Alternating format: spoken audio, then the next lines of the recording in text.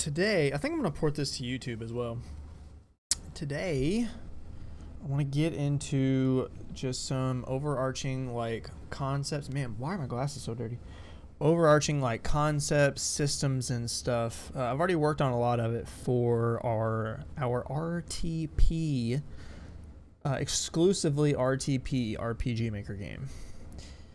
And the reason that I want to make, and that's one of the worst things about chapstick is if like you have like a rogue hair, it just like it's just glued. It's like super glued to your face, like a rogue, beard hair, mustache hair, or something. Anyways,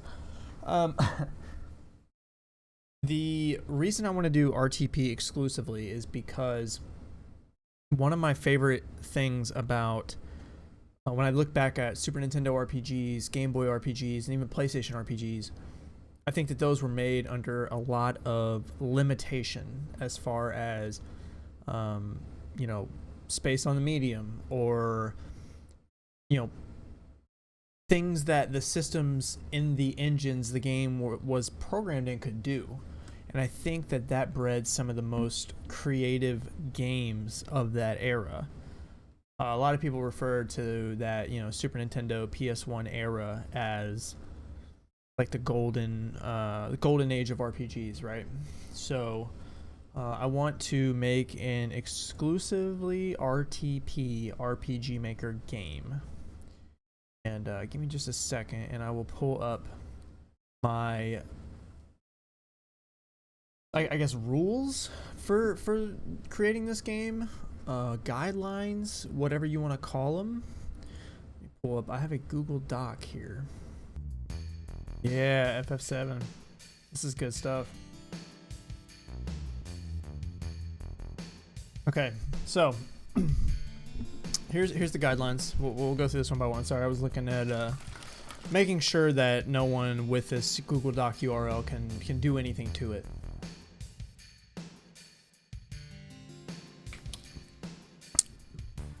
So we have it's going to be an exclusively RTP game.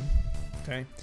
Anything that came with the DLC of the RPG Maker MZ, I guess you would call it a bundle or the purchase on Steam, is up for grabs to be used. For instance, let's take a look at the resources here. So there is some stuff like in pictures. I think a lot of this, especially the SF actors, I believe it all came with the DLC. So all that stuff, it's a simple copy paste. It's all available. So we're able to use that. That was the wrong one. Here we go. RTP from past RPG makers is allowed. So things like icons, monster pictures. I don't even really know what else you'd use. Like maybe sounds. Maybe I could use sounds from old RPG Maker games. Just the ones that I own. I wanted to do this to. I shouldn't have cleared my freaking throat into the mic. I wanted to do this to show off, I guess, the power of the engine and what you can do with just the bare bones RPG Maker kit, right? So, I don't know. I may not use RTP from old RPG makers. I'll think about that some more, and we'll kind of see how it goes from there.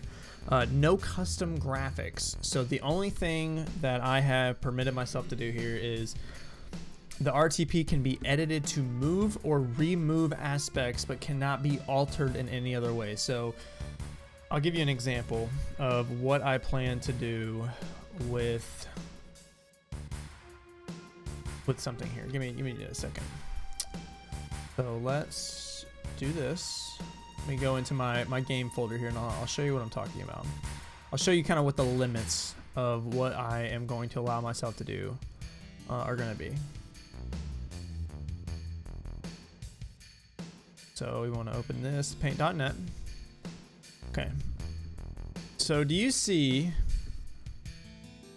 Oh wait, that's window... Why does it say window 1?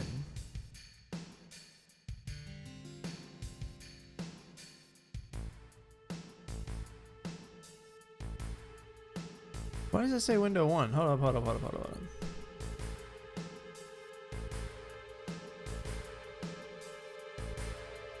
Let's say window 1. Why does it say window 1?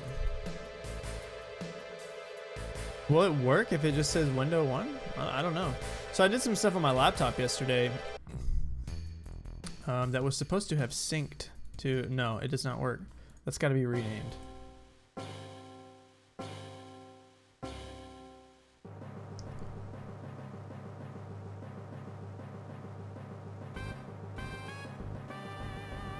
Okay, there we go. Now it's just window.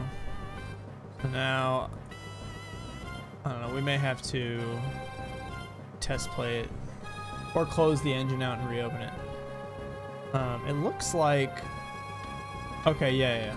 I think you just can't see it. So what I'm talking about here is there is you still can't see it in engine. I'm gonna have to close it and reopen it.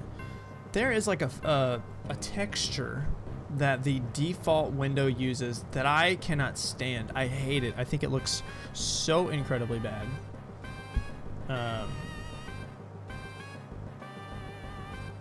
Let's go back to paint.net. File, open recent.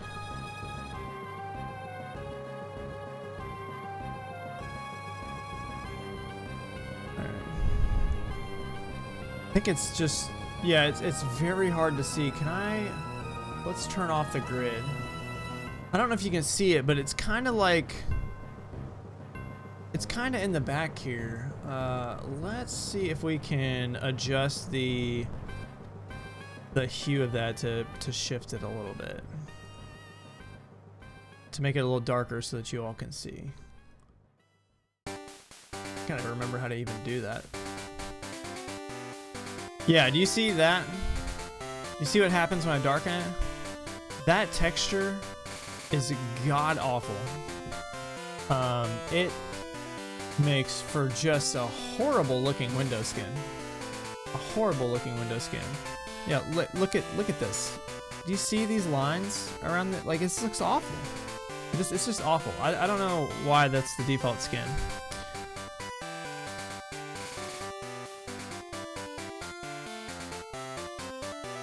So, actually, you know what? Let's go ahead. Let's just close the music for now. So, you know, what I'm talking about as far as I can, you know, do things like move but not alter. So I would maybe take this, and this. I guess this technically falls under the word of alter, and then maybe rotate it around.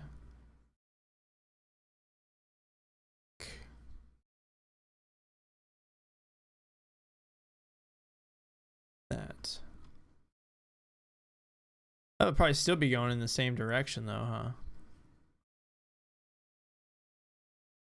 Let's save it and see what happens.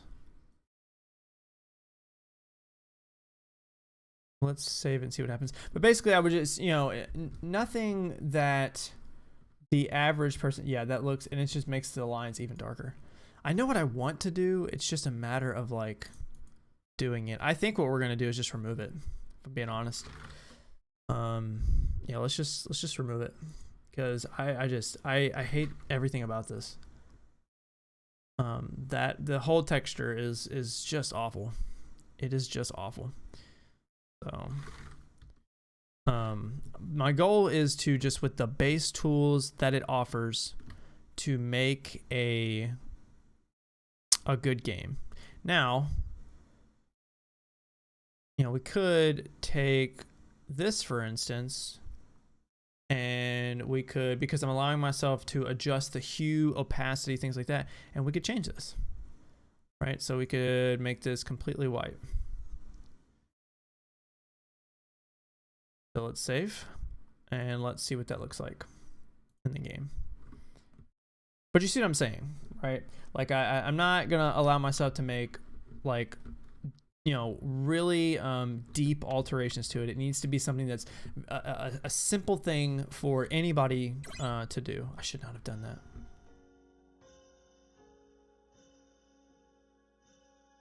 Because I have it set to the actual start of the game. So let's go into debug. I was mentioning before, and I got off track, but all of these plugins are available in the DLC folder that comes with the engine. I don't know why it's labeled as DLC. Because it just comes with the game. I don't know if maybe it was like labeled as DLC at one point. Yeah, I don't know how I feel about the white. The white's not doing it for me, I don't think. But it does look much better without that texture, I think. So let's go in here. Let's undo this. And we could, you know, I don't know, make it purple or something.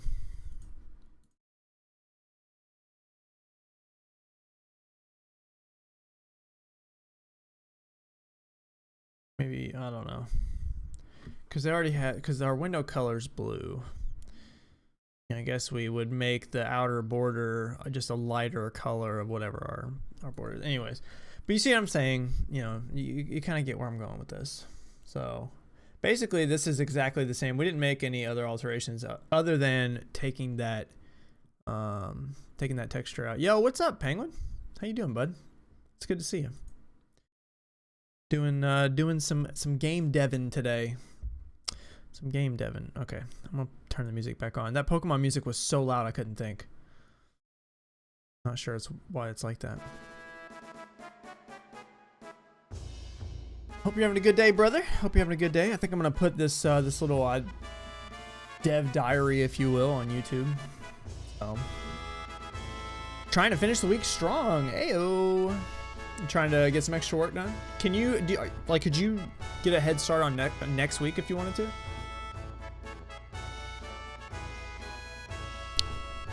All right, so back to the Google Doc. No, so we got RTP cannot be altered. Skill animations can only be scaled and moved in the engine. So things like, let's take a look here. I'll show you what I mean.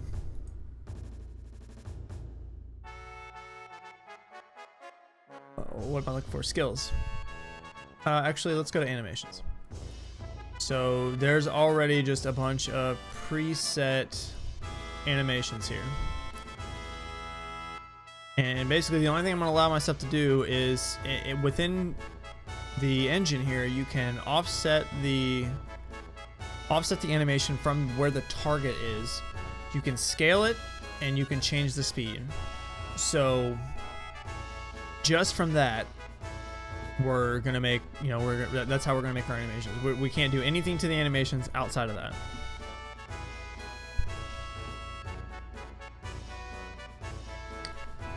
Not when I'm behind on items this week. I'm good on hours though for a change. Hey, nice, man, nice. How far behind are you?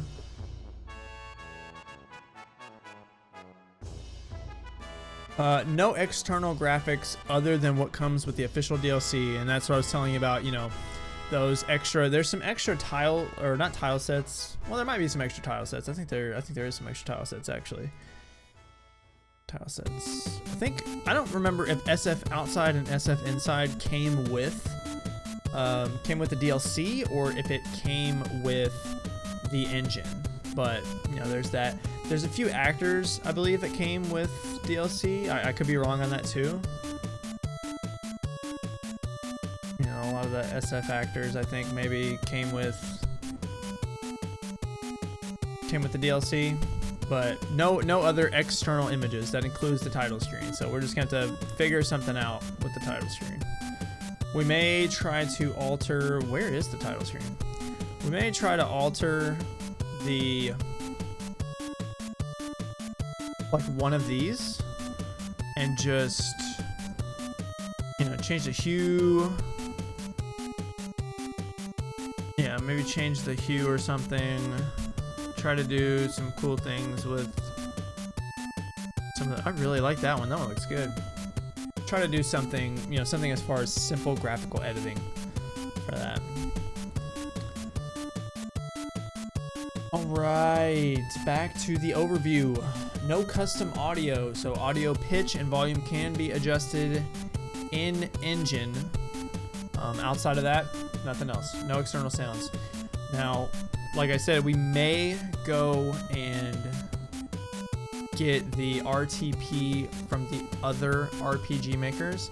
I need to look and see if those are free resources. I think I'm definitely going to do that. If that's not considered a free resource, then I don't know if I'll do that. No custom scripts. The only scripts that we can use are what came with the official, quote, DLC. No adjustments to base scripts either. I am not allowed to make any adjustments to the base script. I didn't mean to punch the mic there. I'm not allowed to make any adjustments to the base scripts of the game. But we can use script calls. So there are ways to call different variables and values through a script call in your event. Something very simple, anybody can learn. So we'll be able to do that. Let's see here. Include as many game systems as possible to push in-engine tools to the limit in creative ways. So these are all things that I know I can do in some way in-engine with no scripting. Calling modules is usually pretty open in code mythology. Yeah. Well, this is kind of like, so I said early on in the video, one of the things that I love a lot about, you know, you look at Super Nintendo, Game Boy Advance, and even PlayStation 1 to an extent, those RPGs. One of the reasons I think that those RPGs were so good is because there was so much limitation then on what they could do, right? What they could accomplish given the space they had, the audio chips they had to work with, the limited graphical capabilities. Like, they were just so confined in these systems, but they made such amazing games. And so I wanted to challenge myself to make a really good game with only what this tool provides. No external resources, no external really anything. And the only thing that I'm allowing myself to do is like simple graphical things like changing hue. Now, for something like this icon set, let's open the icon set and I'll show you something here. This is something that is within the rules for me to do. I don't know why paint.net keeps coming up on that window. So only, I think from here up, only that section, and I actually don't even think it was that section. I think it's like further down, one of these sections. Those are the only ones that came with the engine, but I copy, pasted, and changed hues so that I could have multiples of these. Now, these other ones, I want to say, are from RPG Maker MV. Should probably take these out until I find out for sure. And then if we decide to use other RTPs, then we'll do that. Let's go ahead.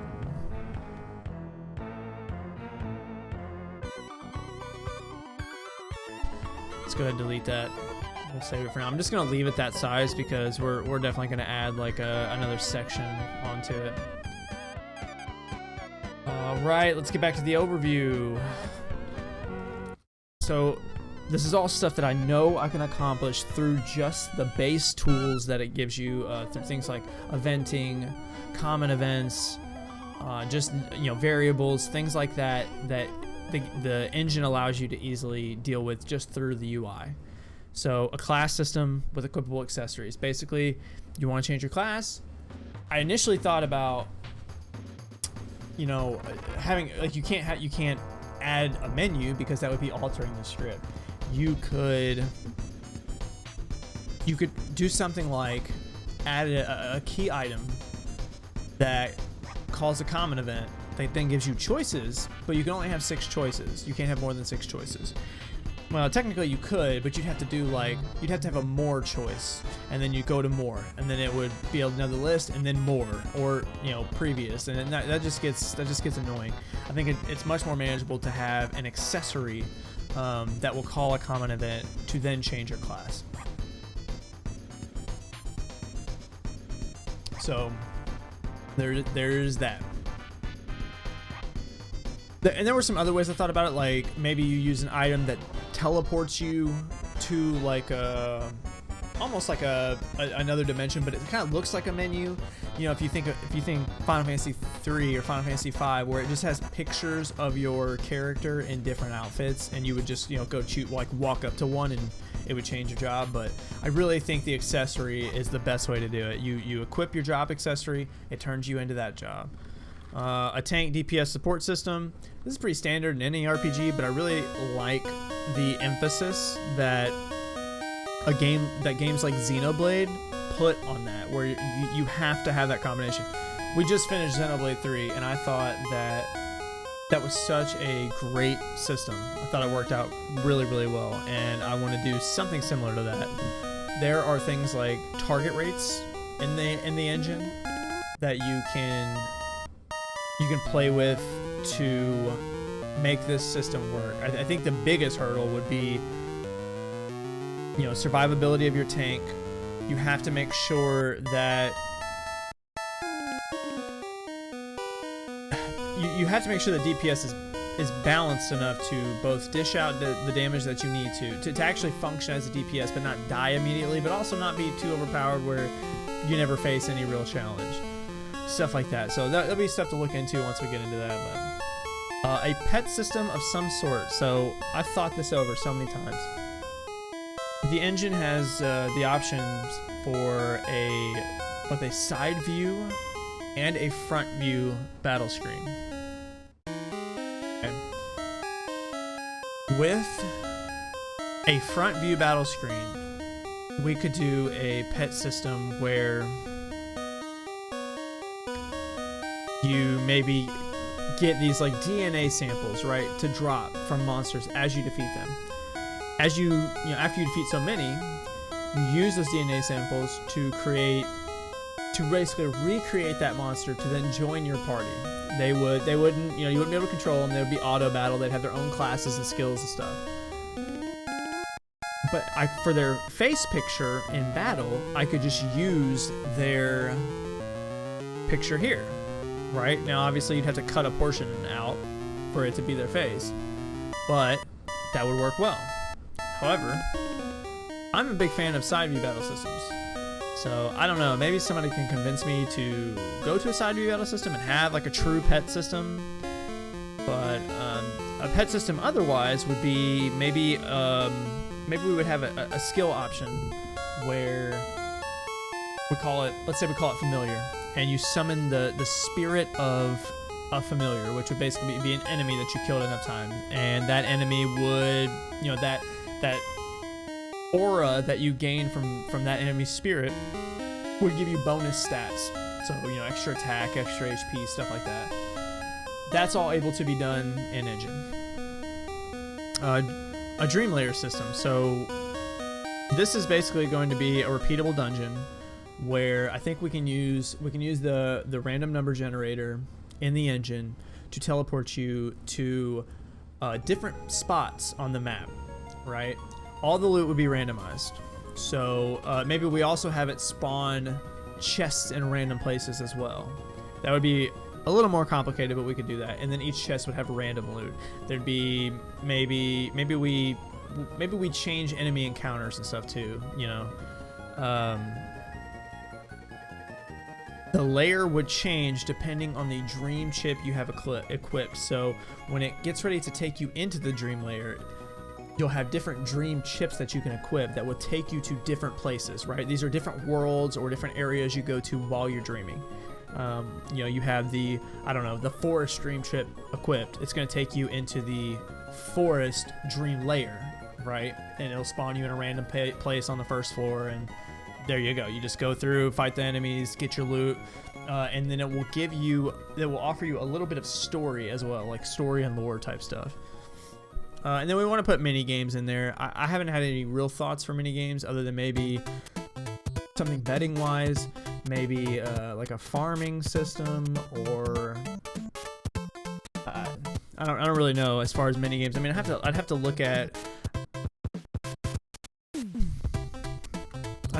at like the different sprites and think maybe, you know, what could we do here? Right? Maybe dog races, right? Like maybe you know, dog races, but then it's just completely RNG. There would be no real substance there. I don't know, maybe,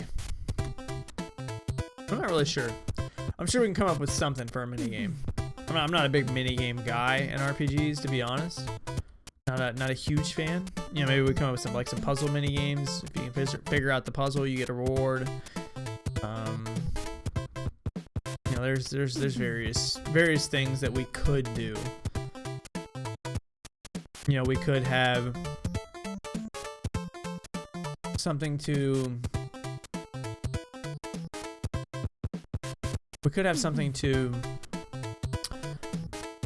you know, a confined area that has different pathways mapped out like a maze or a labyrinth, but there are Pac-Man style things wandering around, right, in a preset path, but maybe some of them moving fast, some of them moving slow, and your goal is to get through without any of them touching you, something like that. You know, I gotta work on more ideas for a minigame. I don't really have any other ideas. Every enemy encounter should mean something in terms of progression. Grindy, old school RPGs, I think, do this very poorly, where most do. Some do. I shouldn't even say most. Some do. Where you're just grinding to gain levels, and that's it, right? I want, and it goes a little further down here, lots of like horizontal progression, right? Or very, very slight vertical progression while you're doing all these encounters. Now, I don't want to make the encounter rate crazy high or anything, but just while you have to grind, you know, while you have to deal with these encounters, I want you to feel like you're being rewarded for these encounters.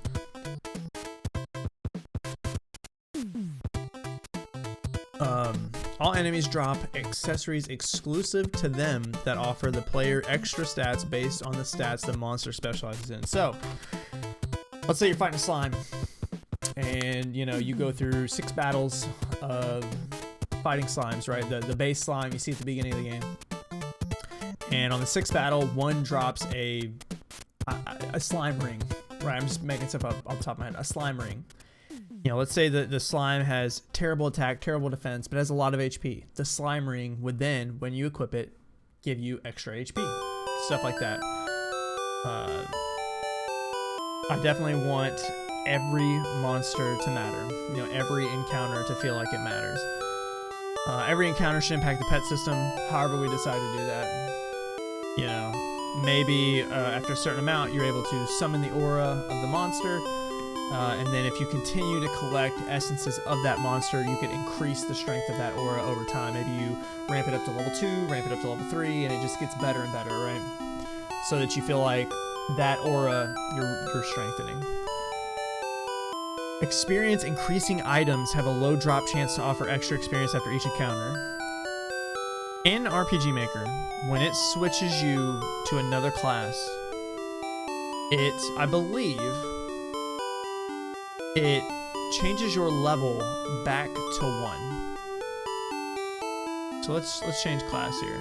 We're gonna change to a magic swordsman. Okay. We'll just choose a random actor here. So this dog. This dog's gonna change us to a swordsman. Okay. And this little person, it's going to add, let's say, +10 to our level.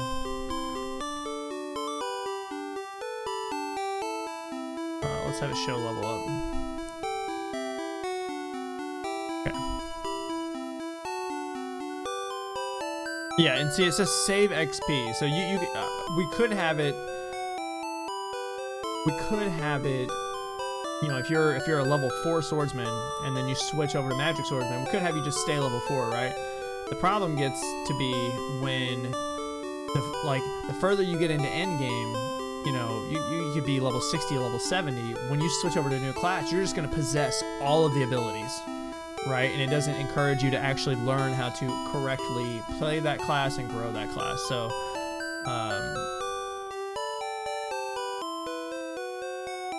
yes, let's save. Let's go to new game. So right now, we are a human, level 1 human. I don't think we have any skills or anything. Yeah, we got nothing.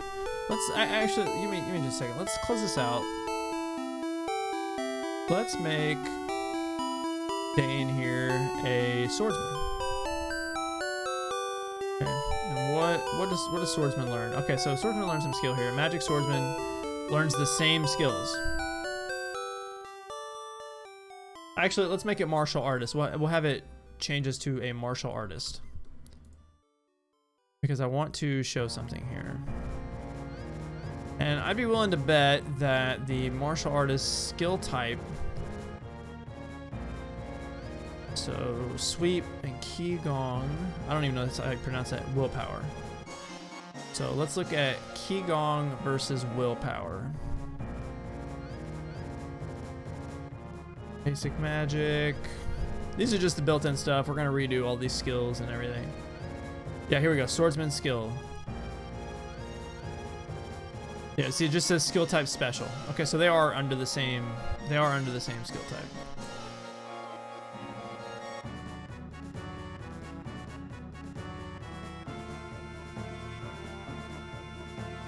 Where is the martial artist? Okay, special. I'm not really sure how I want to handle this. We need to have a way where we'll probably have, once you level up a class to a certain point, we'll probably have it unlock that class's accessory, where, or unlock, you know, something that you can equip for that class that will give you that class's skill. Because as of right now, let's talk to this kid. So you can see we got no skills. Dane is now level 11. Okay, so we go here, and it's got all these skills. Right. So we talk to the dog here. The dog has changed our class. We are now martial artists. We go to skill. We are level 1, and we have all of these skills that we gained as a swordsman. Right. Talk to this person here. Now we have all the skills we gained as a swordsman and that we've gained as a monk now, right? At level 10. There's a few different. I want each class to have an exclusive command with like an exclusive command for their technique. If I do that, so let's say you learn, let's say this skill here, strong attack. Let's say this is a sword art. Or let's say slash is a sword art, and then you switch over to a healer. And the only command that the healer has access to is, you know, let's say white magic.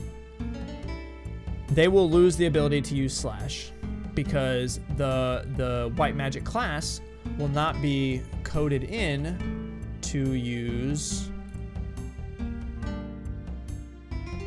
skill type magic. So the white magic class is not coded to use sword arts, right? We would have to make everybody available to use every skill type. I don't think I want to do it that way. I think I want to have an accessory. We got so many accessories. Or maybe we take the accessory that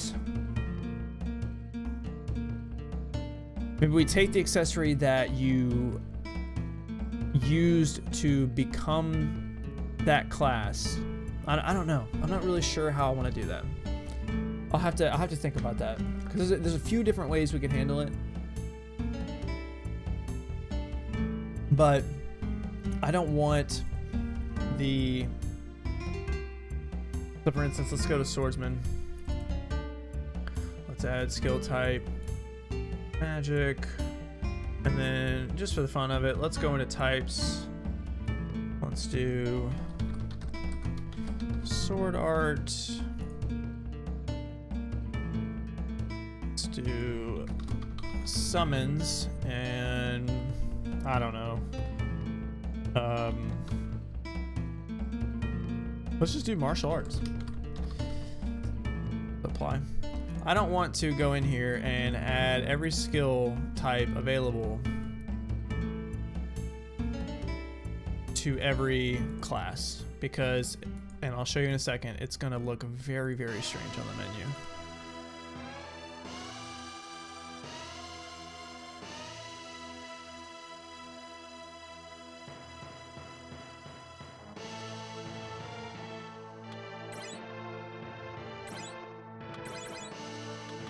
Yeah.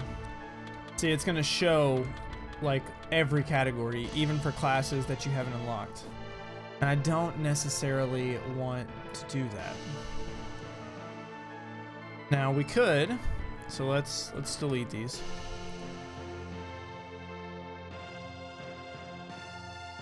We could make an item, or I'm sorry, an armor.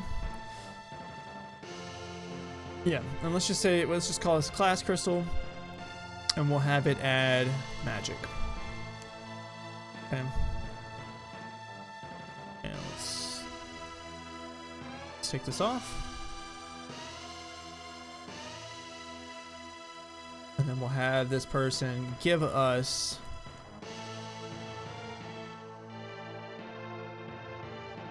oh wait, that's not what we want. It's equipment. I keep forgetting. We'll have this person give us the class crystal.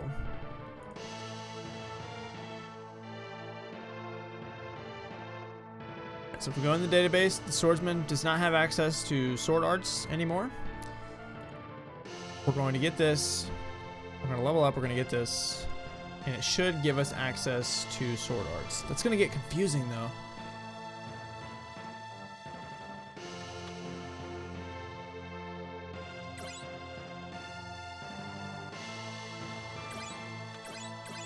Got no skills. We're now swordsman. Go to skill. We only have magic and special. But if we equip accessory 1, or I'm sorry, accessory 2, class crystal. Let's go to skill. Why do we not have it? Why do we not have it? Oh, we have it set to, why do we have it set to magic?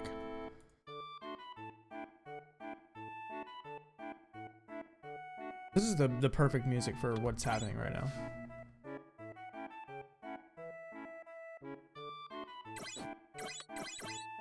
Right, so we only have magic and special. But if we equip the class crystal, we should now have access to sword art. There we go. Now, the only thing I'm worried about is it is going to give them skills for free if they have gotten to the level that the skill is, even though they're not that class, if they equip. So let me show you what I mean. Let's take Qigong and make it, or quick, I'm not even sure how you pronounce that. Let's make it a sword art. Okay, now Qigong gets learned at the martial artist level 8. Okay.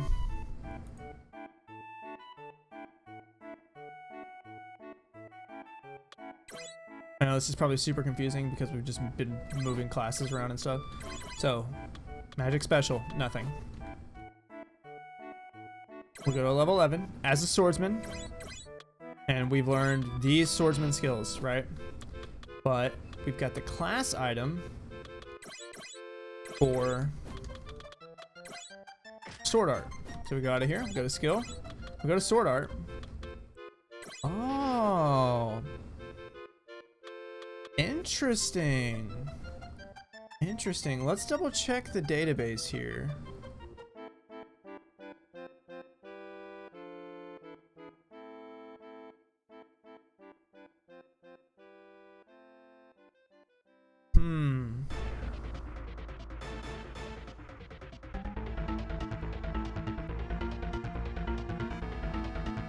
Let me try something. I wanna check something out here.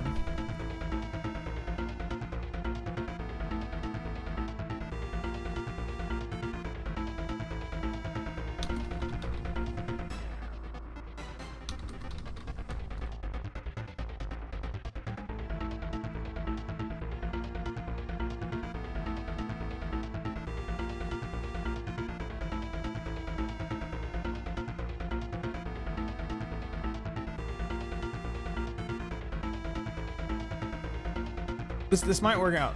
This might work out.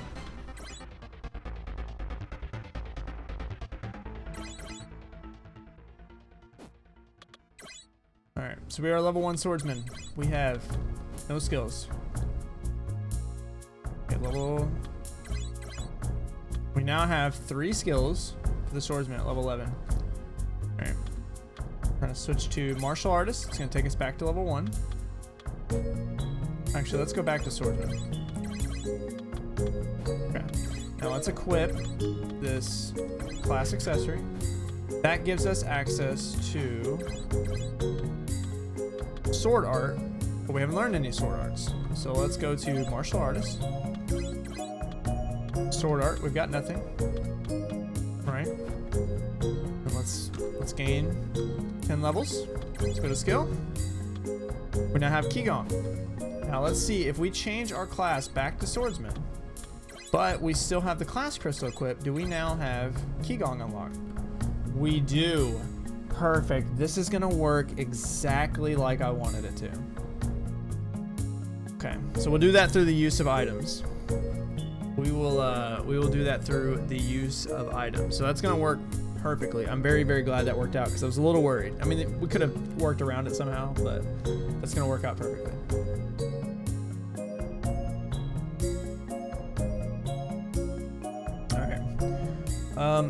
So we want lots of horizontal progression. We want plus level weapons, which we can do a few different ways. We can have those drop in dungeons. We could have items that you get throughout the game, whether it be through drop chance of monsters, through items you find, through quest rewards, anything like that that you could just use from your inventory and upgrade a weapon or something, right? I think we could. That would be complicated to try to code out, I think. I'm not sure. I'll think about that one. That may not be possible. Actually, I think it is possible because there is an item combine script. Yes. There's an item combine script that came with the DLC, so that should be possible. But just various ways to level up your items. All right.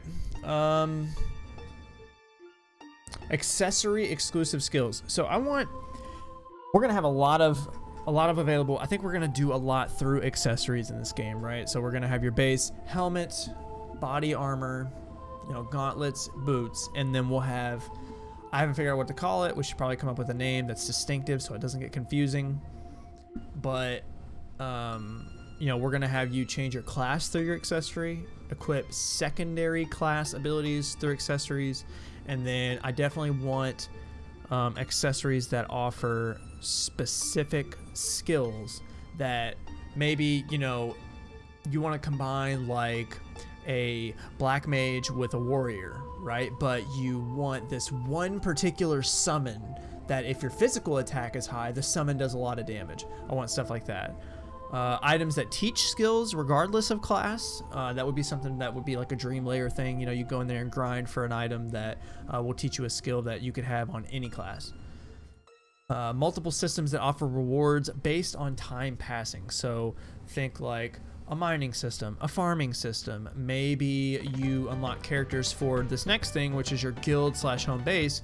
You unlock characters, and let's say you unlock a merchant character, and that merchant goes out in the world and sells things for you, and gives you things back for as for profit, right? And so maybe when you initially get the merchant, you go back and he gives you 100 gold for every 30 minutes that have passed in the game.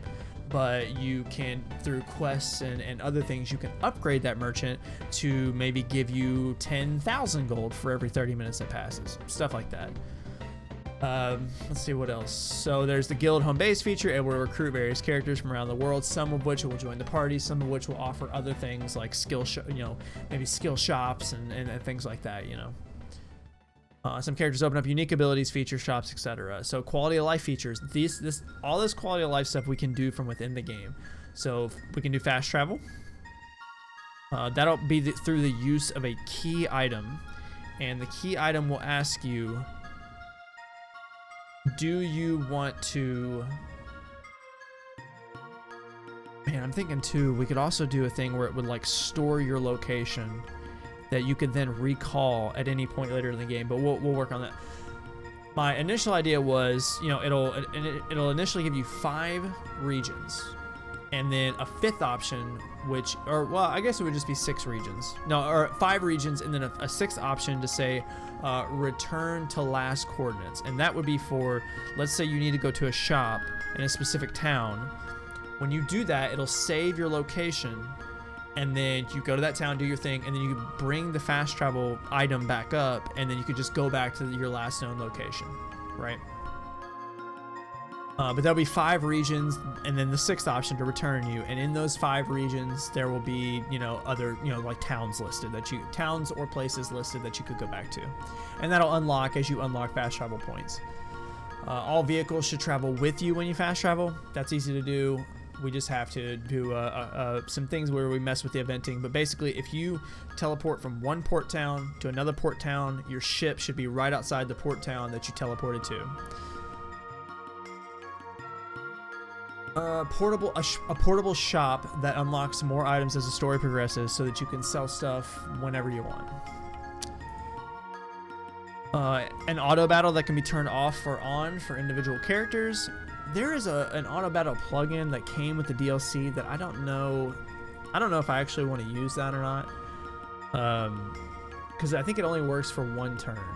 The auto battle I'm talking about would be, you would go into your inventory screen, there'd be an item, and it would have an option like set entire party to auto or set certain character to auto. It would put them in a state, like a status almost, that would make them auto battle, and then the only way to turn it off would be you would have to use that item again, whether it be outside or inside of battle, and turn auto off. I don't know exactly how that would work in battle. You would probably, somebody would end up losing a turn. Reminds me of Lost Ark's Bifrost. What does that mean? I'm actually not at all familiar with Lost Ark, other than what you've told me. And then the final thing I have here is a hint stone that guides the player when they are lost or stepped away from the game. So, you know, basically equivalent to the hint system from Earthbound, right? Where every major plot point, the hit system would be programmed to have a different little snippet of text to send you to where you need to go. It let you set a point to teleport back to. Yeah, actually, exactly that. Exactly that. So, I don't know what we would call it. We'd probably just call it a return point, right? And then when you teleport to a new area, it would say, do you want to set this as your return point? Or I'm sorry. Let's say you're in the forest, in the middle of a dungeon. You need to go to town to do something. You use this item. You go to teleport to somewhere else. It would ask you, do you want to set your current location as a return point? Right, to return back to, stuff like that. So all this stuff is available with 0 coding in the RPG Maker engine. You just have to know how to use these things here. So, and there is other cool stuff that we can do with a lot of this, but those are the basics. So that's what I got for the game. Is going to be called Synapse Fade. I have a general plot overview, but I'll let people discover that if they decide to play it. I don't really expect anybody to play it but me, but that's fine. I'm happy making a game that I will enjoy. So that's it for the YouTube recording. I will probably do dev diaries on this. Maybe we'll show us working on the game and stuff. This is just a general overview. I don't know. I think we're getting ready to play Koromon on stream, so you can find me at twitch.tv/RunTheMC. Feel free to stop by and hang out. We'd love to have you. I think I'm getting ready to return to Destiny 2. I love Destiny 2, as my background might still show. Yeah. Arc 3.0 is getting ready to come out. I'm very excited, but we also play a lot of RPGs. We play retro stuff, and now, we're working on RPG Maker. So any time that I work, more with RPG Maker, I'll be posting that to the YouTube, hopefully, and that way it'll have, basically to just plot the entire development of this thing. I've already made some stuff, that I'll go over. It's very, very little, very, very little, but I'm looking forward to it. I want to put some more YouTube content out. So If you would give me a like, give me a sub, so that you know when I post new videos and stuff, that'd be great. I really appreciate it. And I will see you all next time. Bye!